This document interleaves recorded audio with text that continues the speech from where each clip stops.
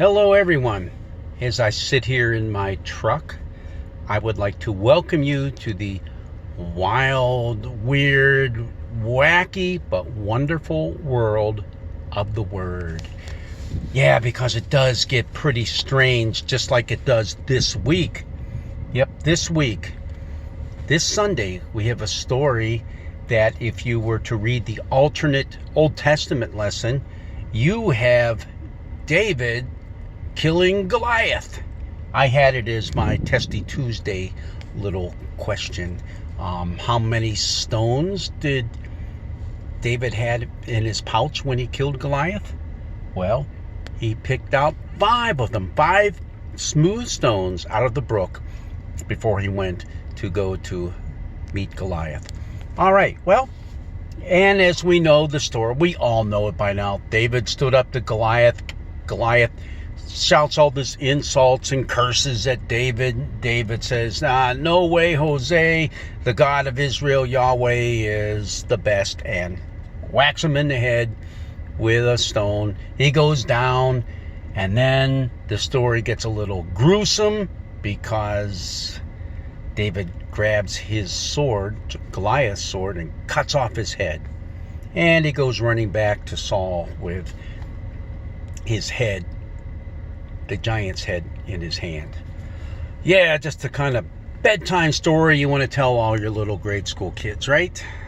Not so much. But, hey, but here's the deal. That's in 1 Samuel, the 17th chapter. That's where we read that story. But, oh man, I just don't get this. You go to 2 Samuel in chapter 21, and it's not David who kills Goliath. It's some other dude named Elhanan. Elhanan kills Goliath because by this time, David is king. And, and Elhanan's one of the ones out on his front lines, and he's the one that kills Goliath. So what's up with that? Is the author of 1 and 2 Samuel, is he just a little off his rocker and, who knows what's going on? Well, that's not the only thing we're going to find. We're going to find all sorts of discrepancies.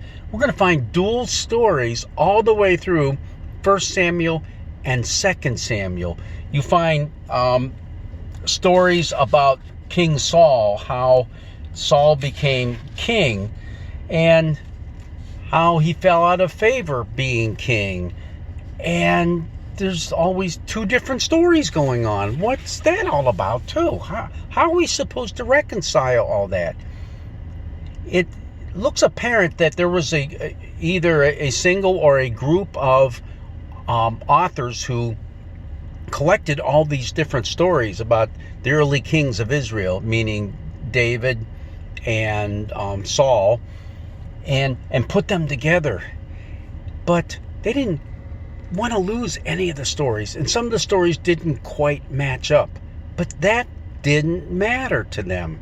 What mattered to them was preserving these traditions, these stories, because they're part of what's called a didactic history. In other words, we are going to learn a lesson from what happened.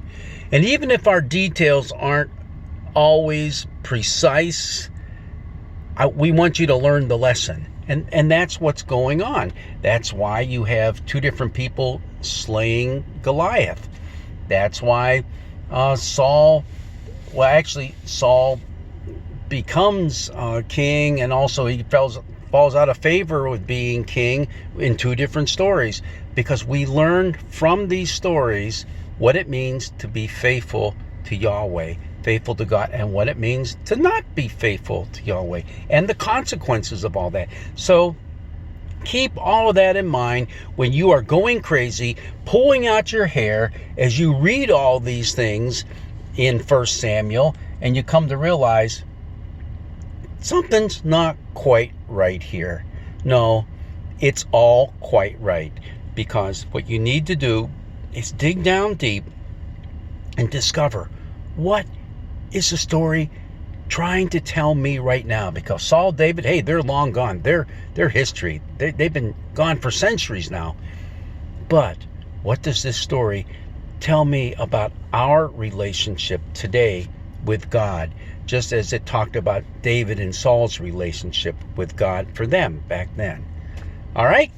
Yeah, it's wild, it's weird, it's wacky, and you can get quite distracted by it all, but try not to, okay?